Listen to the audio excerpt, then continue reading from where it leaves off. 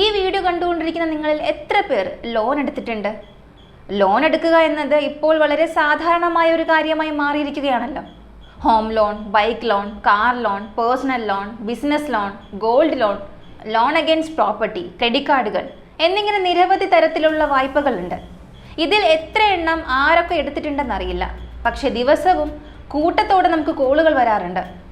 ചിലർക്ക് ഒരു ദിവസം 5 മുതൽ 10 കോളുകൾ വരെ വരും. സർ, ആക്സിസ് ബാങ്കിൽ നിന്നാണ്, HDFCയിൽ നിന്നാണ്, ICICI ബാങ്ക്, ഇങ്ങനെ ഈ ബാങ്ക് ആ ബാങ്ക് എന്നിങ്ങനെ ലോൺ വേണോ എന്നൊക്കെ ചോദിച്ച് നിരന്തരം വിളിക്കും. സർ, നിങ്ങൾ രേഖകളൊന്നും അയച്ചു തരേണ്ടതില്ല, നിങ്ങൾക്ക് പ്രീ അപ്രൂവ്ഡ് ലോൺ ഉണ്ട് സർ. നിങ്ങൾ നിലവിൽ ഒരു ക്രെഡിറ്റ് കാർഡ് ഉപയോഗിക്കുന്നുണ്ട്, അതുകൊണ്ട് ഞങ്ങൾക്ക് മറ്റൊരു ക്രെഡിറ്റ് കാർഡ് കൂടി നൽകാൻ സാധിക്കും. നിങ്ങൾ ഹോം ലോൺ കൃത്യമായി അടയ്ക്കുന്നുണ്ട്, അതുകൊണ്ട് നിങ്ങൾക്ക് എളുപ്പത്തിൽ ഒരു പേഴ്സണൽ ലോൺ തരാൻ കഴിയും. ഇങ്ങനെയുള്ള കോളുകൾ കേട്ടതായി നിങ്ങൾ ഓർക്കുന്നുണ്ടോ? ഇന്ന് നമ്മൾ കാണാൻ പോകുന്ന ഈ സംഭവം പൂർണ്ണമായി കണ്ടു കഴിയുമ്പോൾ നമ്മൾ എന്തിനാണ് ഇത്രയും കാര്യങ്ങൾ സംസാരിച്ചത് എന്ന് നിങ്ങൾക്ക് മനസ്സിലാകും. കർണാടക സംസ്ഥാനത്തെ മൈസൂർ ജില്ലയിൽ ഹുൻസൂർ എന്നൊരു പട്ടണമുണ്ട്.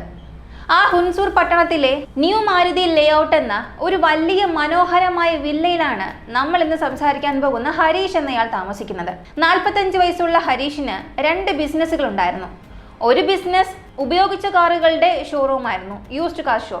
അതായത് സെക്കൻഡ് ഹാൻഡ് കാറുകൾ കുറഞ്ഞ വിലയ്ക്ക് വാങ്ങി അത് റിപ്പയർ ചെയ്ത് ചില പണികളൊക്കെ തീർത്ത് ഭംഗിയായി പെയിന്റ് അടിച്ച് കൂടിയ വിലയ്ക്ക് വിൽക്കും. അതാണ് അദ്ദേഹത്തിന്റെ പ്രധാന ജോലി. അതിനായി സ്വന്തമായി മെക്കാനിക് ഷോപ്പും ആഡംബരപൂർണമായ ഒരു ഷോറൂമും ഉണ്ടായിരുന്നു. അദ്ദേഹത്തിന്റെ ഷോറൂമിൽ BMW, ബെൻസ് തുടങ്ങിയ കാറുകൾ വരെ ഉണ്ടായിരുന്നു എന്നാണ് പറയപ്പെടുന്നത്. ആ അളവിൽ ഒരു വലിയ ഷോറൂം. അവിടെ ധാരാളം ആളുകൾ ജോലിയും ചെയ്തിരുന്നു. അദ്ദേഹത്തിന്റെ രണ്ടാമത്തെ ജോലി റിയൽ എസ്റ്റേറ്റ് ആയിരുന്നു. ആയിരങ്ങളിലും ലക്ഷങ്ങളിലുമല്ല, ഇടപാടുകൾ കോടികളിൽ മാത്രമാണ് അദ്ദേഹം ചെയ്യുന്നത്. അത്രയധികം ഭൂമി അദ്ദേഹം സ്വന്തമായി വാങ്ങി വെച്ചിട്ടുണ്ടായിരുന്നു. അതുമാത്രമല്ല, ബ്രോക്കറായി പ്രവർത്തിക്കുന്നതിലൂടെ മാത്രം ലക്ഷക്കണക്കിന് രൂപ കമ്മീഷനായും ലഭിക്കുമായിരുന്നു. ഇതായിരുന്നു അദ്ദേഹത്തിന്റെ ജീവിതം. ഇപ്പോൾ ഹരീഷ് എത്ര വലിയ ആളാണെന്ന് നിങ്ങൾക്ക് നന്നായി മനസ്സിലായിട്ടുണ്ടാകും. ഹരീഷിന്റെ ഭാര്യയുടെ പേര് വിചിത്ര. 35 വയസ്സുള്ള അവർ ഒരു വീട്ടമ്മയാണ്. ഇവർ വിവാഹിതരായിട്ട് ഏകദേശം 18 വർഷമായിട്ടുണ്ടാകും. ഇവർക്ക് 2 പെൺമക്കളാണുള്ളത്. മൂത്ത മകൾക്ക് 14 വയസ്സും ഇളയ മകൾക്ക് 8 വയസ്സുമാണ് പ്രായം. ഇതാണ് അവരുടെ ഒരു കുടുംബം. കൃത്യമായി 2026 ജൂലൈ 21-ാം തീയതി വൈകുന്നേരം ഒരു 6 മണിയായിട്ടുണ്ടാകും. ദിവസവും ഹരീഷിന്റെ വീട്ടിൽ പാൽ പാക്കറ്റ് കൊണ്ടു കൊടുക്കുന്ന പയ്യൻ ഗേറ്റിനടുത്തേക്ക് വരുന്നു. എപ്പോഴും ഗേറ്റിൽ ഒരു ബാഗ് തൂക്കിയിടാറുണ്ട്. ആ ബാഗിലാണ് അവൻ പാൽ പാക്കറ്റ് ഇട്ടിട്ട് പോകാറുള്ളത്. എന്നാൽ അന്നത്തെ വൈകുന്നേരം ഒരു 6 മണിക്ക് അവൻ പാല് കൊടുക്കാൻ വന്നപ്പോൾ രാവിലെ 6 മണിക്ക് അവൻ അവിടെ വെച്ച പാൽ അതുപോലെ തന്നെ ഇപ്പോഴും ഇരിപ്പുണ്ട്. ഇത് കണ്ടപ്പോൾ തന്നെ അവന് വലിയൊരു സംശയം തോന്നി. സാധാരണയായി ഹരീഷ് സാർ സ്ഥലത്ത് നിന്ന് പുറത്തു പോവുകയാണെങ്കിൽ വിളിച്ച് പറയാറുള്ളതാണ് ഇന്ന് പാല് വേണ്ട എന്ന്. എന്നാൽ പാല് അവിടെ തന്നെയുണ്ട്. പത്രം ഇടുന്നയാളും പത്രം ഇട്ടിട്ട് പോയിട്ടുണ്ട്. കുടുംബത്തോടെ ഇവർ എവിടെ പോയി എന്ന് കരുതി അദ്ദേഹത്തെ ഫോണിൽ വിളിച്ചു നോക്കിയപ്പോൾ മൊബൈൽ സ്വിച്ച് ഓഫ് എന്ന് വരുന്നു. ഉടനെ ആ പാൽക്കാരൻ പയ്യൻ അയൽപ്പക്കത്ത് ചോദിക്കുന്നു, എന്താണ് ഹരീഷ് സാറിനെയും കുടുംബത്തെയും കാണാത്തത്? എന്താണ് സംഭവിച്ചത്? ഞാൻ രാവിലെ കൊണ്ടുപോയി വെച്ച പാൽ അവിടെ തന്നെ കിടന്ന് കേടായി കിടക്കുകയാണെന്ന് പറഞ്ഞപ്പോൾ അവരെവിടെ പോയെന്ന് അറിയില്ലപ്പാ, രാവിലെ മുതൽ ശക്തമായ മഴ പെയ്യുന്നത് കൊണ്ട് ഞങ്ങൾ അതൊന്നും ശ്രദ്ധിച്ചില്ല എന്ന് പറഞ്ഞ് അയൽവാസികൾ ഉള്ളിലേക്ക് പോയി. പാല് കൊണ്ടു കൊടുക്കുന്ന സമയത്ത് ആ പയ്യൻ റെയിൻകോട്ട് ധരിച്ചിട്ടുണ്ടായിരുന്നു. കാരണം അത്രയ്ക്ക് മഴ പെയ്യുന്നുണ്ടായിരുന്നു. അവൻ അവിടെ നിന്ന് പിന്നെ പോയി. എന്നാൽ അവൻ പോയി അരമണിക്കൂറിനുള്ളിൽ വേറെ ചില ആളുകൾ ഹരീഷിന്റെ വീട്ടിലേക്ക് വരുന്നു. അവർ മറ്റാരുമല്ല, ഹരീഷിന്റെ സുഹൃത്തുക്കളാണ്. അവർ വരാൻ പ്രധാന കാരണം ഹരീഷിന്റെ ബന്ധുക്കൾ ഈ സുഹൃത്തുക്കളെ വിളിച്ചിട്ടുണ്ടായിരുന്നു. രാവിലെ മുതൽ ഞാൻ ഹരീഷിനെ വിളിക്കുന്നു, അവന്റെ ഭാര്യയെയും മക്കളെയും വിളിക്കുന്നു. എല്ലാ മൊബൈൽ ഫോണുകളും സ്വിച്ച് ഓഫ് ആണ്. ആരും കോൾ അറ്റൻഡ് ചെയ്യുന്നത് പോലുമില്ല. അവർക്ക് എന്തെങ്കിലും പ്രശ്നമുണ്ടോ എന്ന് പോലും അറിയില്ല. കഴിഞ്ഞ കുറച്ച് ദിവസങ്ങളായി ഹരീഷ് അല്പം അസ്വസ്ഥനായിരുന്നു. അതുകൊണ്ടാണ് നിങ്ങളോട് ചോദിക്കുന്നത്, ഹരീഷിനെ കുറിച്ച് എന്തെങ്കിലും വിവരമുണ്ടോ? അവനോട് നിങ്ങൾ സംസാരിച്ചോ? ഇങ്ങനെ ബന്ധുക്കൾ സുഹൃത്തുക്കളോട് ചോദിച്ചു. ഈ സുഹൃത്തുക്കൾ എല്ലാവരും ഹരീഷിന്റെ കൂടെയുള്ള റിയൽ എസ്റ്റേറ്റ് ബ്രോക്കർമാരും കാർ ഷോറൂമിൽ ജോലി ചെയ്യുന്ന ചില ആളുകളുമാണ്. ഇവരാർക്കും ഹരീഷിനെ കുറിച്ചൊന്നും അറിയില്ലായിരുന്നു. റിയൽ എസ്റ്റേറ്റ് കാര്യങ്ങൾക്കായി അയാൾ വന്നിട്ടില്ല, കാർ ഷോറൂമിലേക്കും അയാൾ വന്നിട്ടില്ല. ആ ഒരു കാരണം കൊണ്ട് തന്നെ ശരി, നമുക്ക് ഹരീഷിന്റെ വീട്ടിൽ തന്നെ പോയി നോക്കാമല്ലോ എന്ന് കരുതി ചില സുഹൃത്തുക്കളും ബന്ധുക്കളും ആ വീട്ടിലേക്ക് വരുന്നു. അവരും ഇതേ കാര്യമാണ് കാണുന്നത്. രാവിലെ കൊടുത്ത പാൽ പാക്കറ്റ് അതുപോലെയുണ്ട്, പത്രം അതുപോലെയുണ്ട്, ഹരീഷിന്റെ കാർ അവിടെ തന്നെയുണ്ട്. വീട് പുറത്തു നിന്നും അടച്ചിരിക്കുകയാണ്. അതായത് പുറത്തു നിന്നും താക്കോലിട്ട് പൂട്ടിയിട്ടില്ല, വെറുതെ താഴിട്ട് വെച്ചിരിക്കുകയാണ്. അതുകൊണ്ട് തന്നെ അവർ ആ താഴെടുത്തു മാറ്റി വാതിൽ തുറക്കാൻ ശ്രമിച്ചു. പക്ഷെ വാതിൽ തുറക്കുന്നില്ല. അങ്ങനെയാണെങ്കിൽ അകത്ത് നിന്ന് ആരോ പൂട്ടിയിട്ടുണ്ട്. സത്യത്തിൽ ഹരീഷും കുടുംബവും ഉള്ളിൽ തന്നെയാണോ ഉള്ളത് എന്നത് വലിയൊരു സംശയമായിരുന്നു. എങ്കിലും അവിടെയുള്ള ആർക്കും ഹരീഷിനെ ബന്ധപ്പെടാൻ കഴിയാത്തതിനാൽ ചിലർ പോലീസിനെ വിളിച്ചു. പോലീസ് ഡിപ്പാർട്ട്മെന്റിലേക്ക് ഒരു കുടുംബത്തെ മുഴുവനും ബന്ധപ്പെടാൻ സാധിക്കുന്നില്ല, ഞങ്ങൾ വലിയ ആശങ്കയിലാണ്, ഇങ്ങനൊരു പരാതി പോലീസ് സ്റ്റേഷനിൽ ലഭിച്ചു. ഈ കോൾ വിളിച്ച് അടുത്ത 15 മിനിറ്റിനുള്ളിൽ പോലീസ് സംഘം ആ സ്ഥലത്തെത്തുന്നു. ഹരീഷിന്റെ വീട് പുറത്തു നിന്നും താഴിട്ടിരുന്നെങ്കിലും അകത്തു നിന്നും പൂട്ടിയിട്ടുണ്ടായിരുന്നു. ഒരു പക്ഷെ ഹരീഷിന്റെ വീട്ടിലേക്ക് ആരെങ്കിലും വന്നിട്ടുണ്ടാകാം, ഒരുപാട് നേരം വാതിലിൽ മുട്ടിയിട്ടുണ്ടാകാം. ഹരീഷ് വീട്ടിലില്ല എന്ന് കരുതി പുറത്തു നിന്നും ചുമ്മാ താഴിട്ടിട്ട് പോയതാകാം, അല്ലെങ്കിൽ റോഡിൽ കളിച്ചുകൊണ്ടിരുന്ന കുട്ടികൾ ആരെങ്കിലും കുസൃതി കാണിക്കാൻ താഴിട്ടിട്ട് പോയതാകാം. എന്ത് വേണമെങ്കിലും സംഭവിച്ചിരിക്കാം. ഇപ്പോൾ വാതിൽ തുറന്നേ പറ്റൂ എന്ന തീരുമാനത്തിൽ പോലീസ് ഇൻസ്പെക്ടർ അടക്കമുള്ളവരെത്തി വാതിൽ തകർത്ത് അകത്ത് കടന്നു. വിരലടയാളങ്ങൾ വല്ലതും ലഭിക്കുമോ എന്നറിയാൻ ഫോറൻസിക് ടീമിനെയും അകത്തേക്ക് കൊണ്ടുപോകുന്നു.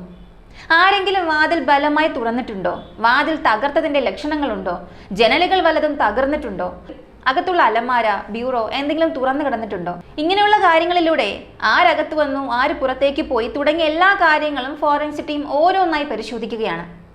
തുടക്കത്തിൽ വാതിൽ തുറക്കുമ്പോൾ തന്നെ ഫോറൻസിക് ടീമിന് വ്യക്തമായി മനസ്സിലായി, വീട്ടിലേക്ക് അപരിചിതരായി ആരും അതിക്രമിച്ചു കയറിയിട്ടില്ല, വാതിൽ തകർത്തതിന്റെ ലക്ഷണങ്ങളില്ല, ജനലുകളെല്ലാം അടഞ്ഞു കിടക്കുകയാണ്. അങ്ങനെയെങ്കിൽ വീട്ടിലുള്ളവർ മനഃപൂർവ്വം തന്നെ എല്ലാം അടച്ചു പൂട്ടിയതായിരിക്കണം.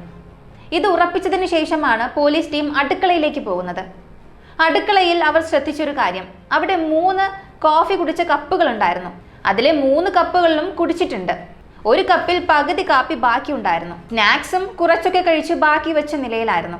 ഇതെല്ലാം കണ്ടപ്പോൾ വീട്ടിലേക്ക് ഏതോ ഒരു അതിഥി വന്നിട്ടുണ്ടെന്നും അവരൽപ്പം കാപ്പിയും സ്നാക്സും കഴിച്ചിട്ട് പോയതാകാം എന്നാണ് തുടക്കത്തിൽ പോലീസിന് തോന്നിയത്. അല്ലെങ്കിൽ വീട്ടിലുള്ളവർ തന്നെ കഴിച്ചതുമാകാം. എങ്കിലും അതൊരു അതിഥിയാകാനുള്ള സാധ്യതയും പോലീസ് തള്ളിക്കളഞ്ഞില്ല. അടുത്തതായി പോലീസ് ഗ്രൗണ്ട് ഫ്ലോറിലുള്ള റൂമിലേക്കാണ് പോയത്. അവിടെ കണ്ട കാഴ്ച അവരാരും പ്രതീക്ഷിക്കാത്ത അത്ര ഞെട്ടിക്കുന്നതായിരുന്നു. ആ വീട്ടിൽ താമസിച്ചിരുന്ന ഭാര്യ നിക്ഷിത്ര, മക്കളായ നിക്ഷ, രക്ഷ എന്നിവർ 3 പേരും ബെഡിൽ മരിച്ചു കിടക്കുകയാണ്. അതിലും ഞെട്ടിക്കുന്ന കാര്യം എന്തെന്നാൽ അവരുടെ മുഖം മുഴുവനും ടാപ്പ് ഉപയോഗിച്ച് ചുറ്റി വരിഞ്ഞിട്ടുണ്ട്. കൈകളും ടാപ്പ് കൊണ്ട് കൂട്ടി വരിഞ്ഞിട്ടുണ്ട്. കഴുത്തിലോ കാലിലോ ഒക്കെ വീക്കമുണ്ടാകുമ്പോൾ നമ്മൾ ഒട്ടിക്കാറുള്ള സുഷിരങ്ങളുള്ള പ്രത്യേകതരം ടാപ്പ് ഉണ്ടല്ലോ, ഒട്ടിച്ചാൽ നന്നായി പറ്റിപ്പിടിക്കുന്നതും തിരികെ ഊരിയെടുക്കാൻ വളരെ ബുദ്ധിമുട്ടുള്ളതുമായ ടാപ്പ്. അത് വേഗത്തിൽ വലിച്ചെടുത്താൽ മുടിയടക്കം പിഴുതു പോരുന്ന തരം നീളമുള്ള ടേപ്പ്. ഇതാണ് ഇവരുടെ 3 പേരുടെയും മുഖത്ത് നന്നായി ചുറ്റിയിരുന്നത്. മുഖത്തെ ടേപ്പ് പൂർണ്ണമായും ചുറ്റിയപ്പോൾ ശ്വാസമെടുക്കാൻ കഴിയാതെ ശ്വാസം മുട്ടിയാണ് 3 പേരും മരിച്ചതെന്ന് ഫോറൻസിക് പരിശോധനയിൽ വ്യക്തമായി. പോലീസ് സംഘം അടുത്തതായി 1-ാം നിലയിലേക്ക് പോകുന്നു. അവിടെയുള്ള ഹരീഷിന്റെ കിടപ്പുമുറി തുറന്നു നോക്കിയ പോലീസിന് അടുത്ത ഞെട്ടിക്കുന്ന വിവരമാണ് ലഭിക്കുന്നത്. ഹരീഷിന്റെ മൃതദേഹം അവിടെ തൂങ്ങി നിൽക്കുന്നതാണ് അവർ കണ്ടത്. അദ്ദേഹം സ്വന്തം ജീവൻ ഒടുക്കുകയായിരുന്നു. ഇതാണ് പോലീസിന് മുന്നിലെ ഏറ്റവും വലിയ ആശയക്കുഴപ്പം. ആരോ ഒരാൾ എല്ലാം കൃത്യമായി പ്ലാൻ ചെയ്ത് സെറ്റപ്പ് ചെയ്തിട്ട് പോയതാണോ? കാരണം സാധാരണയായി നമ്മൾ ചിന്തിക്കുക ഹരീഷ് ആ 3 പേരെയും കൊന്ന് സ്വയം ജീവൻ ഒടുക്കിയെന്നാണ്. എന്നാൽ ഇതൊരു കെണിയോ നാടകമോ ആകാനും വഴിയില്ലേ? ആരെങ്കിലും ഇവരെ കൊലപ്പെടുത്താൻ വന്നിട്ട് കേസിൽ നിന്നും രക്ഷപ്പെടാൻ വേണ്ടി ഇങ്ങനെ ഒരു പ്ലാൻ ഉണ്ടാക്കിയതുമാകാം. കാരണം പോലീസിന് സംശയങ്ങൾ ആ രീതിയിലുള്ളതാണ്. അടുക്കളയിൽ പകുതി കുടിച്ച കാപ്പി കപ്പും സ്നാക്സും ഇരിക്കുന്നു, പുറത്തെ വാതിൽ താഴിട്ടിരിക്കുന്നു. ഈ വിവരങ്ങളെല്ലാം അവരെ ഒരുപാട് ചിന്തിപ്പിച്ചു. പോലീസ് തങ്ങൾക്ക് ലഭിക്കുന്ന എല്ലാ തെളിവുകളും പരിശോധിക്കാൻ തുടങ്ങി. ആദ്യത്തെ കാര്യം, വീട്ടിലുണ്ടായിരുന്ന 4 മൊബൈൽ ഫോണുകളാണ്. ഹരീഷ്, ഭാര്യ, 2 മക്കൾ എന്നിവർക്കെല്ലാം മൊബൈൽ ഫോണുകൾ ഉണ്ടായിരുന്നു. അവയെല്ലാം സ്വിച്ച് ഓഫ് ചെയ്ത നിലയിലായിരുന്നു. എന്നാൽ ആ വീടിന്റെ നെറ്റ്വർക്കിൽ ഒരു GPS ഡിവൈസ് മാത്രം പ്രവർത്തിക്കുന്നതായി പോലീസ് നിരീക്ഷിച്ചു. പൊതുവെ ഒരു വീട് മുഴുവൻ പരിശോധിക്കുമ്പോൾ ഏതെങ്കിലും ഒരു ഇലക്ട്രോണിക് ഡിവൈസ് ഓൺ ആയിരിക്കുകയോ ട്രാൻസ്മിറ്ററിലൂടെ ഡാറ്റ പാസ് ചെയ്യുകയോ ചെയ്യുന്നുണ്ടെങ്കിൽ സൈബർ സെക്യൂരിറ്റി ടീമിന് അത് എളുപ്പത്തിൽ കണ്ടെത്താനാകും. അങ്ങനെ തിരഞ്ഞപ്പോഴാണ് വീടിന് പുറത്തിട്ടിരുന്ന കാറിൽ ഹരീഷ് ഒരു GPS ട്രാക്കർ ഘടിപ്പിച്ചിട്ടുണ്ടെന്ന് കണ്ടെത്തുന്നത്. ആ കാർ വാങ്ങിയപ്പോൾ ലഭിച്ച ഇൻബിൽഡ് GPS ആയിരുന്നില്ല അത്. ഹരീഷ് പ്രത്യേകം വാങ്ങി ഘടിപ്പിച്ചതായിരുന്നു. അതിപ്പോഴും ഓൺ കണ്ടീഷനിൽ തന്നെയാണ്. വീട്ടിലെ ഡിവൈസിലേക്ക് അത് ഡാറ്റ ട്രാൻസ്മിറ്റ് ചെയ്തുകൊണ്ടിരിക്കുകയായിരുന്നു. എന്തിനാണ് ഹരീഷ് പ്രത്യേകം ഒരു GPS ഡിവൈസ് വച്ചത്? സാധാരണ ഈ സമ്പന്നരൊക്കെ കളവ് പോകാതിരിക്കാൻ GPS വയ്ക്കാറുണ്ട്. എന്നാൽ പോലീസിനെ സംശയത്തിലാക്കിയത് മരിക്കുന്നതിന് കേവലം 5 ദിവസം മുൻപ് മാത്രമാണ് അദ്ദേഹം അത് വാങ്ങി ഫിക്സ് ചെയ്തതെന്നാണ്.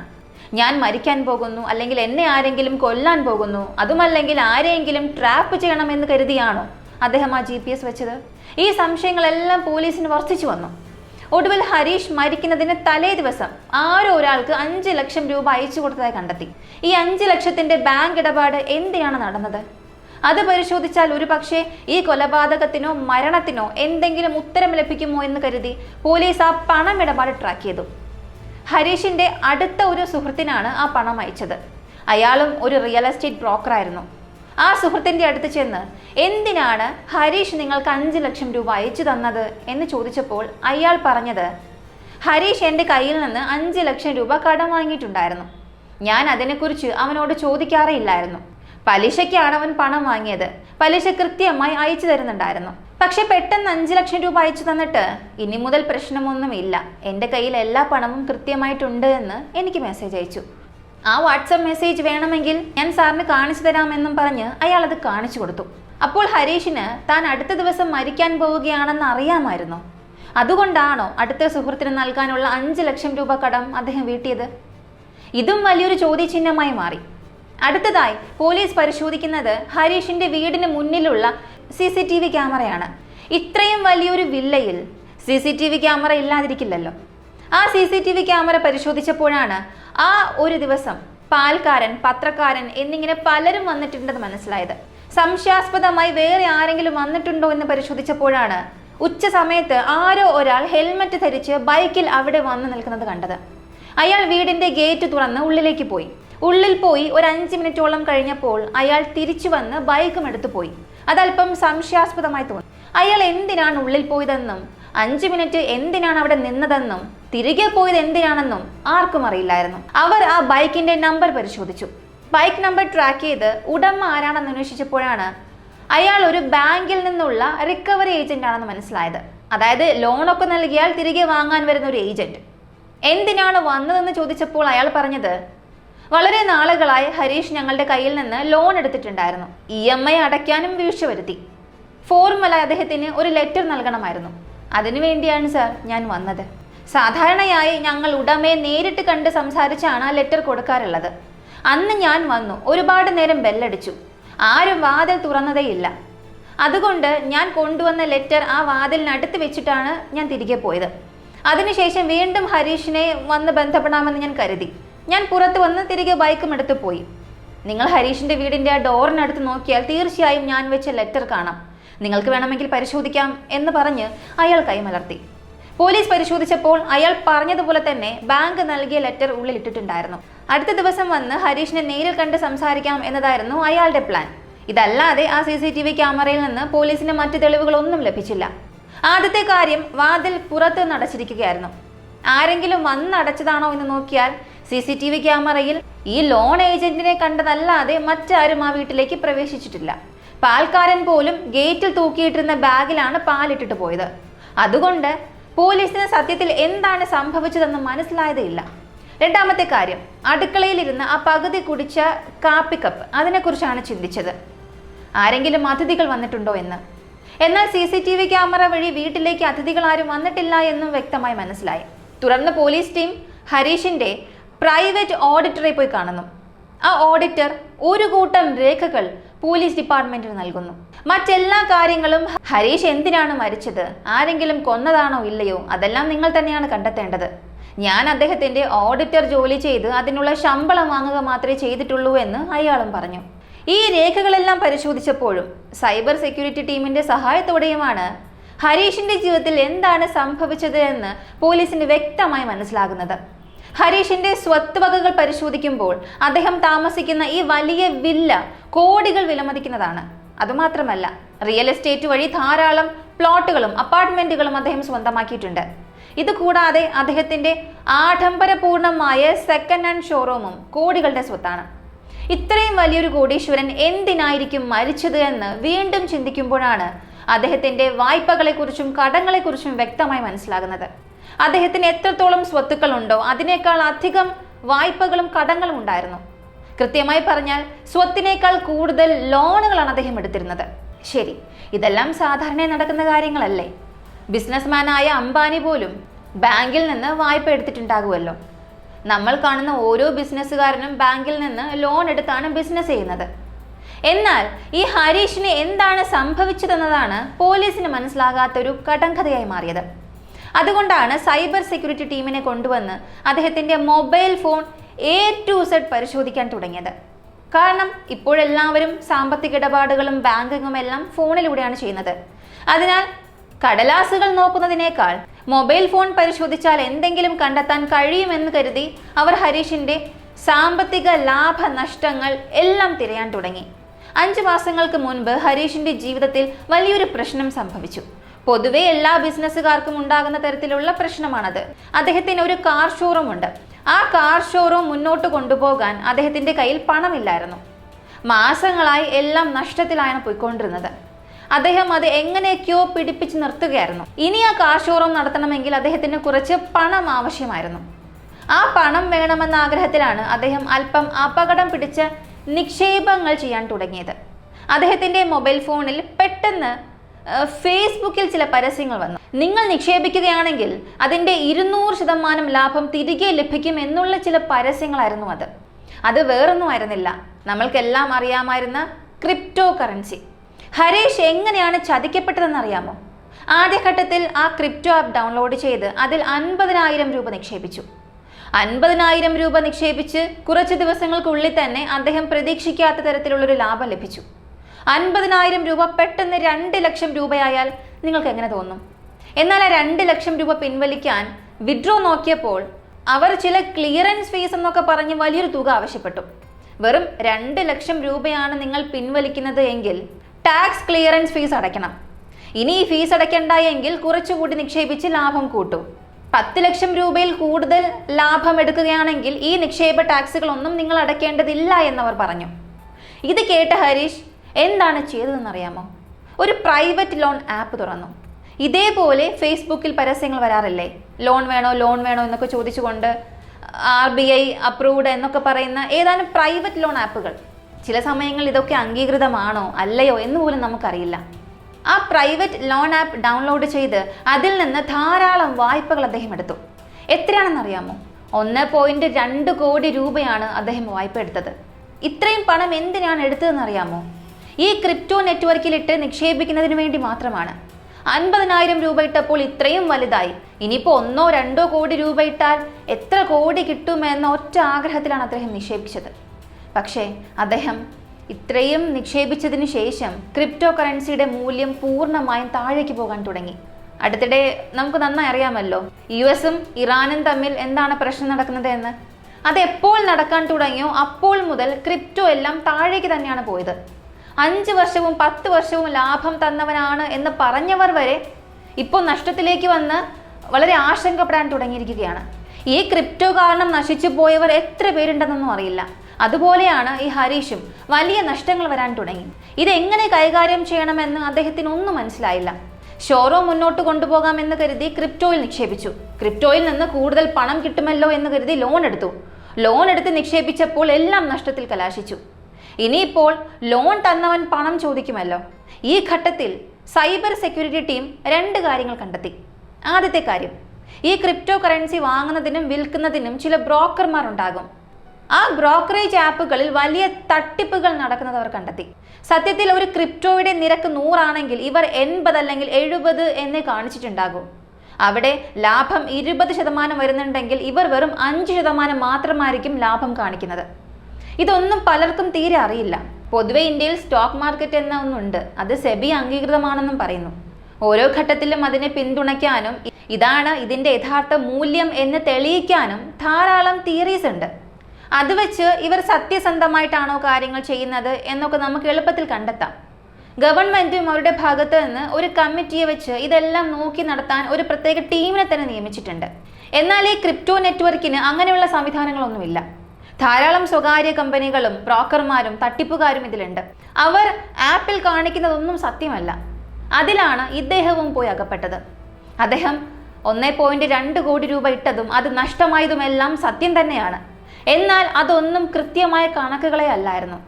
അദ്ദേഹത്തിന് 50% നഷ്ടം വന്നപ്പോൾ അവർ 80% നഷ്ടം സംഭവിച്ചതായാണ് കാണിച്ചത്.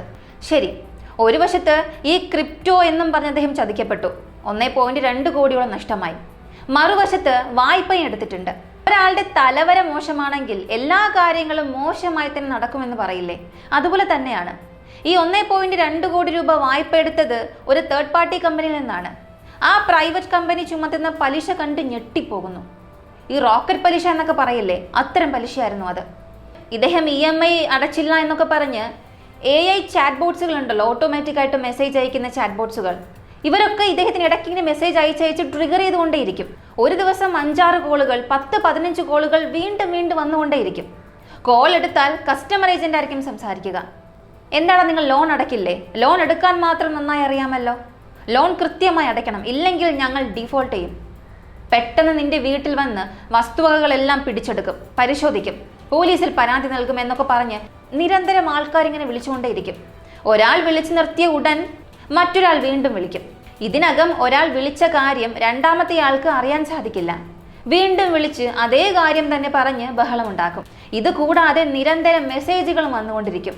നീ പണം അടയ്ക്കണം, അടച്ചില്ലെങ്കിൽ പോലീസിൽ പോകേണ്ടി വരും, ജയിലിൽ പോകേണ്ടി വരും എന്ന് പറഞ്ഞ് ധാരാളം ഭീഷണികൾ ഹരീഷിന്റെ ജീവിതത്തിലും വന്നു. ഈ വിവരങ്ങളെല്ലാം കണ്ടതിന് ശേഷമാണ് പോലീസിന് ചില വ്യക്തമായ ചോദ്യങ്ങൾ മനസ്സിൽ ഉയർന്നത്. ഹരീഷിന് കോടിക്കണക്കിന് രൂപയുടെ സ്വത്തുക്കളുണ്ട്. 1.2 കോടി എന്നത് ഹരീഷിന് ഒരു വലിയ കാര്യമേ അല്ല. ഈ വീട് മാത്രം വിറ്റാൽ 3-4 കോടി രൂപ കിട്ടുമല്ലോ. ഈ ചോദ്യത്തിനുള്ള ഉത്തരമാണ് പോലീസ് അടുത്തതായി തിരയാൻ തുടങ്ങിയത്. അങ്ങനെ അന്വേഷിക്കുമ്പോഴാണ് അയൽവാസി ഒരു പ്രധാനപ്പെട്ട വിവരം വെളിപ്പെടുത്തുന്നത്. സർ, വീട്ടിൽ 4 പേരുണ്ടായിരുന്നു. 4 പേരും മരിച്ചുവെന്ന് പറയുന്നല്ലോ, അപ്പോൾ 5-മത്തെയാൾ എവിടെ സർ? ഇങ്ങനെ അവർ ചോദിച്ചു. പോലീസിന് അത് കേട്ട് വലിയ ഞെട്ടലായി. ആരാണ് 5-മൻ? ഞങ്ങൾ അകത്ത് പോയി 4 മൃതദേഹങ്ങൾ മാത്രമല്ലേ കണ്ടെത്തിയത്? ഇങ്ങനെ ചോദിച്ചപ്പോഴാണ്, സർ, ഹരീഷിൻ്റെ അമ്മയാണ് 5-മത്തെയാൾ. ആ അമ്മ വളരെ നാളുകളായി ഇവരുടെ കൂടെ തന്നെയാണ് താമസിച്ചിരുന്നത്. ഹരീഷിൻ്റെ അമ്മ എവിടെയാണ് സർ? ഇങ്ങനെ അയൽവാസികൾ ചോദിച്ചു. ഉടൻ തന്നെ പോലീസ് ഹരീഷിൻ്റെ അമ്മയുടെ ഫോൺ നമ്പർ വാങ്ങി. ആ അമ്മയെ ഫോണിൽ വിളിച്ചപ്പോൾ അവർ പറഞ്ഞത് ഇങ്ങനെയാണ്: എൻ്റെ മകൻ 3 ദിവസം മുൻപ് എന്നെ ബന്ധുവിൻ്റെ വീട്ടിലേക്ക് അയച്ചു. പുറം നാട്ടിലെ ഒരു ക്ഷേത്രത്തിൽ പോയി വരാൻ എന്നോട് പറഞ്ഞു. ക്ഷേത്രത്തിൽ പോയി വന്നാൽ മനസ്സിന് സമാധാനം കിട്ടുമെന്നും പറഞ്ഞ് മകൻ തന്നെയാണ് സർ എനിക്ക് ടിക്കറ്റ് എടുത്ത് അയച്ചത്. ഞാനിപ്പോൾ ബന്ധുവിൻ്റെ വീട്ടിലാണുള്ളത്. എന്താണ് സംഭവിച്ചത്? എൻ്റെ മകനെ എന്തിനാണ് നിങ്ങൾ വിളിക്കുന്നത്? ഇങ്ങനെ അവർ ചോദിച്ചു. അതോടെ പോലീസിന് ഒരു കാര്യം വ്യക്തമായി മനസ്സിലായി. ഹരീഷിന് അമ്മയെ കൊല്ലാൻ താല്പര്യമില്ലായിരുന്നു. ഞാനെടുത്ത വായ്പ കാരണം എൻ്റെ കുടുംബം മാത്രം പോയാൽ മതി, അമ്മയെ എന്തിനാണ് ഉപദ്രവിക്കുന്നത് എന്ന് കരുതി അദ്ദേഹം അമ്മയെ 3 ദിവസം മുന്നേ തന്നെ പുറത്തേക്ക് അയക്കുകയായിരുന്നു. അതിനാൽ പുറത്തുനിന്ന് ആരെങ്കിലും വന്ന് കൊലപ്പെടുത്താൻ സാധ്യതയില്ല. ഹരീഷ് തന്നെയാണ് ഓരോ പ്ലാനും ഇട്ടത് എന്ന് പോലീസിന് ഓരോന്നായി മനസ്സിലായി. ഇപ്പോൾ പോലീസ് വീണ്ടും പഴയ ചോദ്യത്തിലേക്ക് തന്നെ എത്തിച്ചേർന്നു. ഇയാളുടെ വീടിന് മാത്രം 3-4 കോടി രൂപ വില വരും. എന്നിട്ടും എന്തിനാണ് വെറും ഈ 1.5 കോടി രൂപയ്ക്ക് വേണ്ടി ഇയാൾ മരിക്കുന്നത്? ഇയാൾക്ക് എന്താണ് സംഭവിച്ചത് എന്നറിയാൻ ബാങ്കുകളും ക്രെഡിറ്റ് കാർഡുകളും വായ്പകളും പരിശോധിച്ചപ്പോഴാണ് ഹരീഷ് ഏകദേശം 14 ക്രെഡിറ്റ് കാർഡുകൾ ഉപയോഗിക്കുന്നുവെന്ന് പോലീസ് കണ്ടെത്തിയത്. ഈ 14 ക്രെഡിറ്റ് കാർഡുകളിലും 2 ലക്ഷം, 3 ലക്ഷം എന്നിങ്ങനെ വലിയ തുകകളുടെ പരിധി ഉണ്ടായിരുന്നു. എല്ലാറ്റിൻ്റെയും പരിധി ഇയാൾ തീർത്തിട്ടുണ്ടായിരുന്നു. എല്ലാം സ്വൈപ്പ് ചെയ്ത് സ്വന്തം ആവശ്യങ്ങൾക്ക് മാത്രമായി ആ ക്രെഡിറ്റ് കാർഡുകൾ ഉപയോഗിച്ചു. എന്നാൽ ആ ക്രെഡിറ്റ് കാർഡുകളിലേക്ക് തിരികെ പണം അടയ്ക്കാൻ ഇയാളുടെ കയ്യിൽ പണമില്ലായിരുന്നു.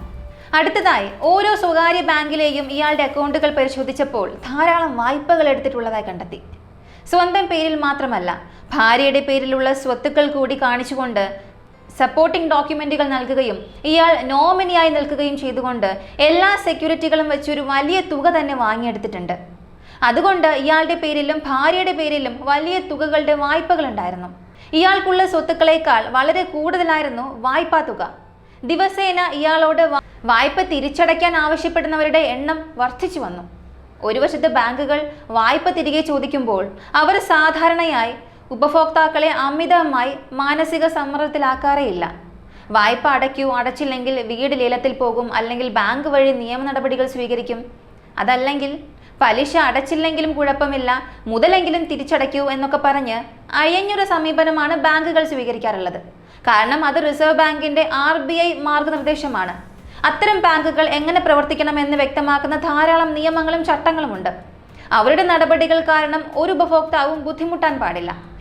എന്നാൽ ഹരീഷ് പ്രൈവറ്റ് ബാങ്കുകളിൽ നിന്നും സ്വകാര്യ വ്യക്തികളായ സുഹൃത്തുക്കളിൽ നിന്നും തേർഡ് പാർട്ടി കോൺട്രാക്റ്റുകളിൽ നിന്നും എല്ലാം ആരൊക്കെ ലോൺ നൽകുമോ അവരിൽ നിന്നൊക്കെ വായ്പ വാങ്ങിയിട്ടുണ്ടായിരുന്നു. ഇതിനൊക്കെ ശേഷം ഹരീഷിന്റെ അമ്മയെ വിവരം അറിയിച്ച് അവരുടെ സാന്നിധ്യത്തിൽ പോസ്റ്റ്മോർട്ടം നടപടികൾ നടക്കുമ്പോഴാണ് ആ 3 പേരുടെയും, അതായത് ഭാര്യയുടെയും 2 പെൺമക്കളുടെയും രക്തത്തിൽ ഏതോ ഒരു വിഷവസ്തു കലർന്നിട്ടുണ്ടെന്ന് അറിയുന്നത്. അവർ ബോധരഹിതരായി വീഴാൻ വേണ്ടിയുള്ള ഏതോ ഒരു മയക്കുമരുന്ന് കാപ്പിയിൽ കലർത്തിയാണ് ഹരീഷ് അവർ 3 പേർക്കും നൽകിയത്. അതുകൊണ്ടാണ് അടുക്കളയിൽ ആ 3 കാപ്പി കപ്പുകൾ ശൂന്യമായി കിടന്നത്. ആ കാപ്പി കുടിച്ച ഉടൻ തന്നെ അവരെല്ലാം ബോധരഹിതരായി വീണു. അവർ 3 പേരും മയങ്ങി വീണതിന് ശേഷമാണ് ശ്വാസമെടുക്കാൻ കഴിയാതിരിക്കാൻ ആ പ്രത്യേക ടേപ്പ് അവരുടെ മുഖത്ത് നന്നായി ചുറ്റിവരിഞ്ഞത്. സ്വന്തം കുടുംബത്തെ കൊലപ്പെടുത്തണമെന്ന് ഇയാൾ തീരുമാനിച്ചിരുന്നു. അതേസമയം അവർ യാതൊരു കാരണവശാലും വേദന അറിയാതെ സമാധാനമായി മരിക്കണമെന്നും ഇയാൾ വളരെ കൃത്യമായി പ്ലാൻ ചെയ്തിരുന്നു. ശ്വാസമെടുക്കാൻ കഴിയാതിരുന്നപ്പോൾ പോലും അവർ മയക്കത്തിലായിരുന്നതുകൊണ്ട് വേദന അറിയാതെ ആ 3 പേരുടെയും ജീവൻ പോവുകയായിരുന്നു. ഇതെല്ലാം കണ്ടെത്തുന്നതിനിടയിലാണ് ഹരീഷിന്റെ വീട്ടിലെ ഒരു അലമാരയ്ക്കുള്ളിൽ നിന്ന് 6 പേജുള്ള ഇയാളുടെ അവസാന ആഗ്രഹങ്ങൾ ആത്മഹത്യാക്കുറിപ്പ് എഴുതി വെച്ച കത്ത് പോലീസ് കണ്ടെത്തിയത്. ആ കത്തിന്റെ ആദ്യ പേജിൽ തന്നെ എൻ്റെ അവസാന ആഗ്രഹങ്ങൾ എന്നാണ് ഇയാൾ എഴുതിയിരുന്നത്. അതിൽ ഇപ്രകാരം കുറിച്ചിട്ടുണ്ട്: എനിക്ക് ഇത്രയും സ്വത്തുക്കളുണ്ട്, ഇത്രയും ബാങ്ക് അക്കൗണ്ടുകളുണ്ട്, ഇത്രയും പണമുണ്ട്. എൻ്റെ മൊത്തം സ്വത്ത് വകകളുടെ മൂല്യം ഇത്രയാണ്. ഞാൻ താഴെ പറയുന്ന ചില വ്യക്തികൾക്ക് നൽകാനുള്ള കടങ്ങൾ ദയവ് ചെയ്ത് വീട്ടി തീർക്കണം. അവരുടെ കടമെല്ലാം വീട്ടി തീർത്താൽ എൻ്റെ അമ്മയ്ക്ക് കുറച്ച് സമാധാനം ലഭിക്കും. അതിൽ പരാമർശിച്ചിരുന്ന പേരുകളെല്ലാം ഇയാൾക്ക് അനധികൃതമായി വായ്പ നൽകിയ സ്വകാര്യ വ്യക്തികളുടേതായിരുന്നു. ബാങ്കുകളുടെ പേരുകളൊന്നും ഇയാൾ അതിൽ എടുത്തെഴുതിയില്ല. കാരണം ബാങ്കുകളുടെ നിയമങ്ങളെക്കുറിച്ച് ഇയാൾക്ക് വ്യക്തമായ ധാരണയുണ്ടായിരുന്നു. ബാങ്കിൽ നിന്ന് വായ്പ തരുമ്പോൾ തന്നെ അവർ ഇൻഷുറൻസ് അപ്ലൈ ചെയ്തിട്ടുണ്ടാകും. ഇയാൾ മരിച്ചുപോയാൽ ഇൻഷുറൻസ് കമ്പനി ആ തുക ബാങ്കിലേക്ക് സെറ്റിൽ ചെയ്തുകൊള്ളും. എന്നാൽ ചില സ്വകാര്യ വ്യക്തികളിൽ നിന്ന് വാങ്ങിയ ലോൺ ഉള്ളതുകൊണ്ട് മാത്രമാണ് അവർക്ക് മാത്രം പണം നൽകി സെറ്റിൽ ചെയ്യണമെന്ന് ഇയാൾ വ്യക്തമായി എഴുതി വെച്ചത്. മരിക്കുന്ന സമയത്ത് പോലും സ്വന്തം അമ്മയ്ക്ക് പിന്നീട് സമാധാനമായി ജീവിക്കാൻ കഴിയണമെന്ന് ചിന്തിച്ചാണ് ഇയാൾ മരിച്ചത്. ഈ കത്ത് വായിച്ചതിന് ശേഷമാണ് പോലീസിന് 3 കാര്യങ്ങളിൽ വ്യക്തത ലഭിക്കുന്നത്. തുടക്കത്തിൽ പോലീസിനുണ്ടായിരുന്ന എല്ലാ ചോദ്യചിഹ്നങ്ങൾക്കും ഉത്തരം ലഭിക്കുകയായിരുന്നു. അടുക്കളയിൽ കണ്ട 4 കപ്പുകളിൽ 3 കപ്പുകളിലെ കാപ്പി കുടിച്ചു തീർത്തിട്ടുണ്ട്. ആ 3 കപ്പിലെ കാപ്പി കുടിച്ചവർ ഇവിടെ മരിച്ചു കിടക്കുന്ന ഈ 3 പേർ തന്നെയായിരിക്കണം. മറ്റൊരു കപ്പിൽ പകുതി കാപ്പി മാത്രം ഉണ്ടായിരുന്നു. അങ്ങനെയെങ്കിൽ ഇവർ 3 പേരെയും കൊലപ്പെടുത്തിയ ശേഷം ഹരീഷ് പകുതി കാപ്പി കുടിച്ചു വെച്ചിട്ട് സ്വയം ജീവനൊടുക്കാൻ പോയതാകാം. കാപ്പി കുടിച്ചുകൊണ്ട് അദ്ദേഹം ഒരുപാട് നേരം ചിന്തിച്ചിട്ടുണ്ടാകാം. പെട്ടെന്നൊരു തീരുമാനമെടുത്ത ഉടൻ ശരി, ഇനി നമുക്ക് നമ്മുടെ ജോലി നോക്കാമെന്നും പറഞ്ഞ് കയറ് കെട്ടാൻ തുടങ്ങി. ഇതുകൊണ്ടാണ് അടുക്കളയിൽ 4 കാപ്പി കപ്പുകൾ കണ്ടത്. അതിൽ ഒരു കപ്പിൽ പകുതി മാത്രം കാപ്പി ഉണ്ടായിരുന്നു. രണ്ടാമത്തെ കാര്യം, വീട് എങ്ങനെ പുറത്തു നിന്ന് പൂട്ടിയിരിക്കുന്നു എന്നത് പരിശോധിച്ചപ്പോഴാണ് ഹരീഷിന്റെ വീടിന്റെ വാതിലിന് തൊട്ടടുത്ത് ഒരു ജനലുള്ളതായി ശ്രദ്ധിച്ചത്. സാധാരണ വീടിന് പുറത്തു വന്ന് ആരെങ്കിലും ബെല്ലടിച്ചാൽ ആ ജനൽ തുറന്നാണ് പുറത്ത് ആരാണെന്ന് നോക്കാറുള്ളത്. ആ ജനലിലൂടെ ഒരു തുണി അല്ലെങ്കിൽ കയറ് പോലുള്ള ഫാബ്രിക് കെട്ടി പുറത്തെ താഴ് ബലമായി വലിക്കാൻ അദ്ദേഹം സംവിധാനം ഉണ്ടാക്കി. ആ ജനലിലൂടെ കൈയിട്ട് ആ താഴിൽ കയറ് പോലെ ഒന്ന് കെട്ടിവരിഞ്ഞാൽ അത് ആ സ്ഥാനത്ത് താനെ പൂട്ടിക്കൊള്ളും. ഇത് സാധ്യമാണോ എന്ന് പോലീസ് സ്വയം ചെയ്തു നോക്കി ഉറപ്പുവരുത്തിയിട്ടുണ്ട്. ഫോറൻസിക് ടീം പരിശോധിച്ചപ്പോൾ ആ കയറിന്റെ ഫാബ്രിക് അവശിഷ്ടങ്ങൾ പുറത്തെ താഴിൽ ഒട്ടിപ്പിടിച്ചിരിക്കുന്നതായി അവർ കണ്ടെത്തി. അങ്ങനെയെങ്കിൽ ഇത് ഹരീഷ് തന്നെ ചെയ്തതാണ്. അകത്തു നിന്നുകൊണ്ട് തന്നെ പുറത്തെ താഴ് കയറുകൊണ്ട് വലിച്ച് കെട്ടിട്ടതാണെന്ന് പോലീസിന് മനസ്സിലായി. എന്തിനാണ് ഇങ്ങനെയൊക്കെ ചെയ്തതെന്നാൽ ഇക്കാര്യങ്ങൾ ചെയ്യുമ്പോൾ ആരും വന്ന് തടസ്സപ്പെടുത്തരുത് എന്ന് കരുതിയായിരിക്കും. ഒരാൾ സ്വന്തം കുടുംബത്തെ കൊലപ്പെടുത്താൻ പോകുന്നു, അതോടൊപ്പം താനും തൂങ്ങി മരിക്കാൻ പോകുന്നു എന്ന ഘട്ടത്തിൽ ഇടയ്ക്ക് ആരെങ്കിലും വന്ന് തടസ്സപ്പെടുത്തിയാൽ അയാളുടെ മനസ്സ് മാറിയേക്കാം, അല്ലെങ്കിൽ അവൻ ചെയ്യുന്നത് പകുതിയിൽ നിർത്തിവെച്ചേക്കാം. അതുകൊണ്ട് ആരും ശല്യം ചെയ്യാതിരിക്കാനാണ് ആ താഴിട്ടത്. പുറത്തുനിന്ന് ആരെങ്കിലും വന്ന് നോക്കിയാൽ ശരി, വീട് പുറത്തു നിന്നും പൂട്ടിയിരിക്കുകയാണല്ലോ, ഉള്ളിൽ ആരും കാണില്ല എന്ന് കരുതി പൊയ്ക്കൊള്ളും. മൂന്നാമത്തെ കാര്യം, കാറിലെ ആ GPS ഡിവൈസ് ആണ്. അത് ഫിക്സ് ചെയ്തതിന്റെ പ്രധാന കാരണം ആ കാറും ലോണിലുള്ളതാണ്. അവസാനത്തെ കുറച്ച് ദിവസങ്ങളായി ഇയാളോട് വായ്പ തിരിച്ചടയ്ക്കാൻ ആവശ്യപ്പെടുന്നവരുടെ ശല്യം വളരെ കൂടുതലായിരുന്നു. ഉറപ്പായും ഇവർ കാർ എടുത്തുകൊണ്ട് പോകുമെന്ന് ഹരീഷിന് നന്നായി അറിയാമായിരുന്നു. അതുകൊണ്ടാണ് ആ കാറിൽ ഒരു GPS ഡിവൈസ് അദ്ദേഹം ഘടിപ്പിച്ചത്. താൻ അറിയാതെ ആരെങ്കിലും കാർ എടുത്തുകൊണ്ട് പോയാൽ പോലും വിവരം അറിയണം. കാർ എവിടെയുണ്ടെന്ന് അറിഞ്ഞാൽ മാത്രമേ പോയി എടുക്കാൻ സാധിക്കൂ, അല്ലെങ്കിൽ കാർ കൊണ്ടുപോകുമ്പോൾ തന്നെ പോയി തടയാൻ കഴിയൂ എന്നതിനാലാണ് കാറിന്റെ സുരക്ഷയ്ക്കായി GPS ഡിവൈസ് അതിൽ ഘടിപ്പിച്ചത്. ഇപ്പോൾ പോലീസിന്റെ ഭാഗത്ത് നിന്ന് ഹരീഷിനെ കുറിച്ചുള്ള A to Z കാര്യങ്ങളും മനസ്സിലായിട്ടുണ്ട്. നമ്മളിവിടെ സംസാരിച്ച ഈ ക്രിപ്റ്റോ കറൻസിയുടെയും പ്രൈവറ്റ് ലോൺ ആപ്പുകളുടെയും വിവരങ്ങളെല്ലാം അനൗദ്യോഗികമായി ലഭിച്ച കാര്യങ്ങളാണ്. അതുകൊണ്ട് തന്നെ അത് വളരെ വ്യക്തമായി പറയാൻ കഴിയില്ല. പറഞ്ഞു വന്നാൽ പോലീസും ഇതിന്റെ ഔദ്യോഗിക സ്ഥിരീകരണം നടത്തിയിട്ടില്ല. എങ്കിലും കോടിക്കണക്കിന് സ്വത്തുക്കൾ ഉണ്ടായിട്ടും വാങ്ങാൻ പാടില്ലാത്ത ഇടങ്ങളിൽ നിന്നെല്ലാം വലിയ തുകകൾ വായ്പയെടുത്ത് ഒടുവിൽ തിരിച്ചടയ്ക്കാൻ കഴിയാതെ ഒരു വലിയ പ്രതിസന്ധിയിലാണ് ഹരീഷ് ഈ അവസാന തീരുമാനം തിരഞ്ഞെടുത്തതെന്ന് പോലീസ് ഒരു നിഗമനത്തിലെത്തി. ഇനി ഫോൺ റെക്കോർഡുകൾ പരിശോധിച്ച് ആരെങ്കിലും ഇയാളെ ഭീഷണിപ്പെടുത്തുകയോ മാനസികമായി പീഡിപ്പിക്കുകയോ ചെയ്തിട്ടുണ്ടോ എന്നും അന്വേഷിക്കേണ്ടതുണ്ട്. അതെല്ലാം കണ്ടെത്തുമ്പോൾ കൂടുതൽ കുറ്റവാളികൾ പുറത്തു വരുമെന്നാണ് പോലീസിന്റെ വിശ്വാസം. സത്യത്തിൽ ഇവിടെ ഹരീഷിന്റെ മരണം സ്വയം സംഭവിച്ച ഒന്നല്ല, പലരും ചേർന്ന് ചെയ്തൊരു കൊലപാതകമാണെന്ന് പറയാം. കാരണം ആ മാനസിക സമ്മർദ്ദം താങ്ങാൻ കഴിയാതെയാണ് ഇയാൾ ഇങ്ങനൊരു തീരുമാനം എടുത്തത്. ഈ വീഡിയോയുടെ തുടക്കത്തിൽ ആരെങ്കിലും വായ്പ എടുത്തിട്ടുണ്ടോ എന്ന് ചോദിച്ച് പലതരത്തിലുള്ള വായ്പകളെ കുറിച്ച് ഞാൻ നിങ്ങളോട് പറഞ്ഞല്ലോ. നിങ്ങൾ എത്ര പേർ വായ്പ എടുത്തിട്ടുണ്ടാകും, എത്ര പേർ ക്രെഡിറ്റ് കാർഡുകൾ ഉപയോഗിക്കുന്നുണ്ടാകും എന്നൊന്നും എനിക്കറിയില്ല.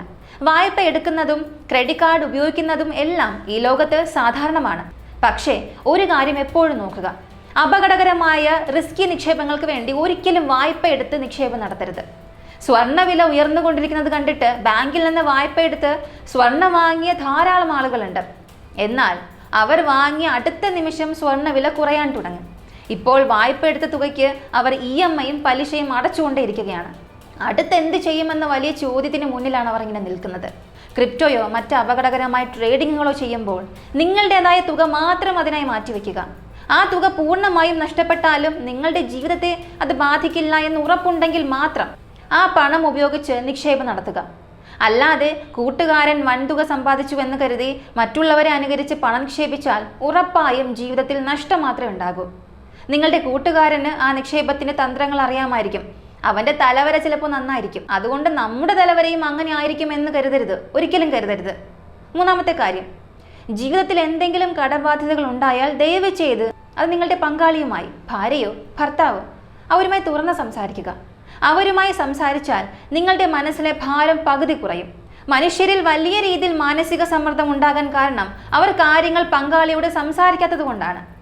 ദയവ് ചെയ്ത് എല്ലാ കാര്യങ്ങളും പങ്കാളിയുമായി സംസാരിക്കുക. നിങ്ങളെക്കുറിച്ചുള്ള കാര്യങ്ങൾ അറിയാൻ കുടുംബത്തിന് മുഴുവനും അവകാശമുണ്ട്. നാലാമത്തെ കാര്യം, വായ്പ എടുക്കുമ്പോൾ ബാങ്കുകളിൽ നിന്ന് മാത്രം എടുക്കുക. ബാങ്കുകളെ ഒഴിവാക്കി ഉയർന്ന പലിശയ്ക്ക് പെട്ടെന്ന് പണം തരുന്നവരിൽ നിന്നും രേഖകളൊന്നും ചോദിക്കാതെ പണം തരുന്നവരിൽ നിന്നും കടമെടുക്കുമ്പോഴാണ് അവർ കഴുത്തിൽ വന്ന് പിടിക്കുന്നത്. അത്തരം കടങ്ങൾ പൂർണ്ണമായും ഒഴിവാക്കുക. ബാങ്കിൽ നിന്നെടുക്കുന്ന വായ്പ തിരിച്ചടയ്ക്കാൻ വൈകിയാൽ പോലും ഉപഭോക്താവിന് എത്ര സമയപരിധി നൽകണം, എന്തൊക്കെ നോട്ടീസുകൾ അയക്കണം എന്നതിനെക്കുറിച്ച് റിസർവ് ബാങ്ക് ഓഫ് ഇന്ത്യക്ക് വ്യക്തമായ ചില ചട്ടങ്ങളുണ്ട്. അവർ ഒരിക്കലും ജീവൻ ഒടുക്കുന്ന തരത്തിൽ നിങ്ങൾ ഉപദ്രവിക്കുകയില്ല. അതുകൊണ്ട് ബാങ്ക് വായ്പകളെ മാത്രം ആശ്രയിക്കുക. പുറത്തു പോയി ആരുടെയും കെണിയിൽപ്പെടാതിരിക്കുക. ഈ വീഡിയോ കാണുന്ന എല്ലാവർക്കും ഇതൊരു സാമൂഹിക സന്ദേശമായി മാറുമെന്ന് ഞാൻ വിശ്വസിക്കുന്നു. ഉള്ളതുകൊണ്ട് സന്തോഷത്തോടെ ജീവിക്കുക. നമുക്ക് ലഭിക്കാത്ത ഒന്ന് വായ്പ എടുത്തു തന്നെ വാങ്ങണം എന്ന് ഒരു നിർബന്ധമില്ല.